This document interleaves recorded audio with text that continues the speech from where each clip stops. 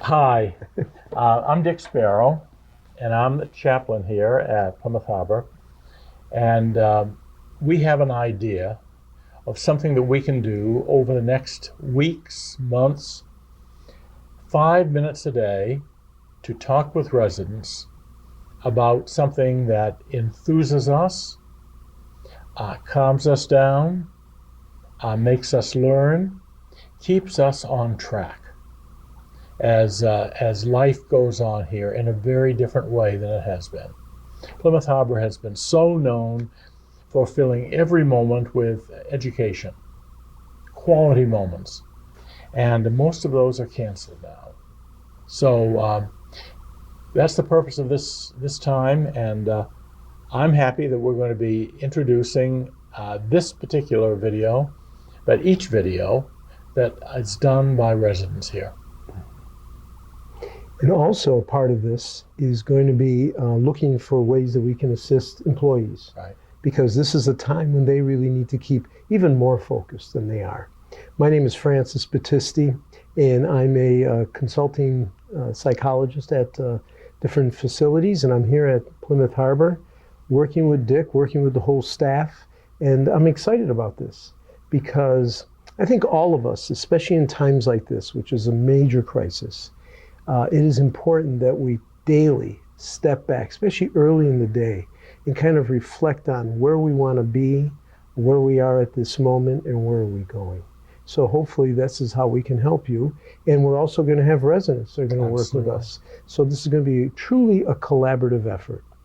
So again, we look forward to seeing you daily through the lens of the camera. We're setting sail. Hi, I'm Dick Sparrow, chaplain at Plymouth Harbor. And I'm Dr. Francis Battisti, call me Dr. B. And we're setting sail. Today we're going to talk about something that's interesting to both of us. You raised the question earlier, and I responded. Let's reenact that. Sure, let's talk a little bit about that.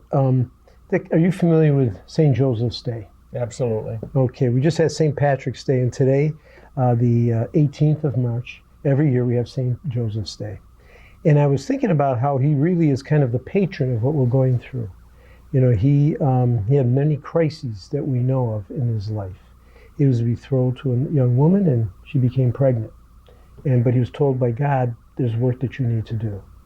And then his young child was going to be endangered, and so he had to move to a whole nother country. God told him to do that. And then when his son was young, kind of precocious, he was, that was another crisis for him as a father. But again, God told him this is what needs to be done. And we're just thinking about how we're going through crises right now on a major scale that we've never seen before, this pandemic. And it's really time for us to think about how do we take care of ourselves? How do we take care of other people? Mm-hmm. Mm-hmm.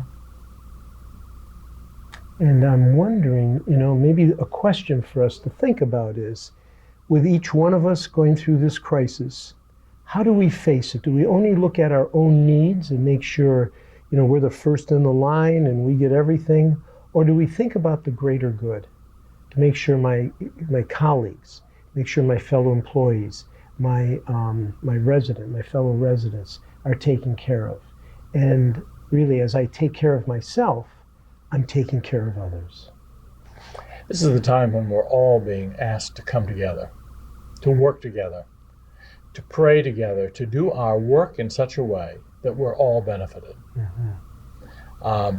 I'm kind of chuckling because you led in talking about St. Joseph and about the crises that he met. Those crises aren't here at Plymouth Harbor. We don't have pregnancies, unexpected pregnancies, really, and we don't have the awesomeness of being given a child to raise. But here at Plymouth Harbor, we're asked to raise each other. Mm, good point. And there is something for all of us mm-hmm. To participate in this public life in a private way. Yeah, you're right. And it's such a community. I've been here a few times, and I've always been touched by how people, how staff are always concerned about each other, how they really do help out each other. I'm a new face. You know, I come in, I've been outside of Harry's office and people coming by and a couple of them making a joke and wondering who I am. And I go to a lot of facilities throughout this country. But the community here is so close. And now with this pandemic, we're going to be even more, more challenged. And so that's really what these moments of reflection are, sailing away, is to give you some ideas of things that you can do, to maybe give a thought, a reflective thought for the day that can carry you through the day, and so that we can all be, in a sense, growing from this situation, rather than on us than being stymied by it. So I'm looking forward to working with you on this. Good. I'm looking forward to it also, Francis.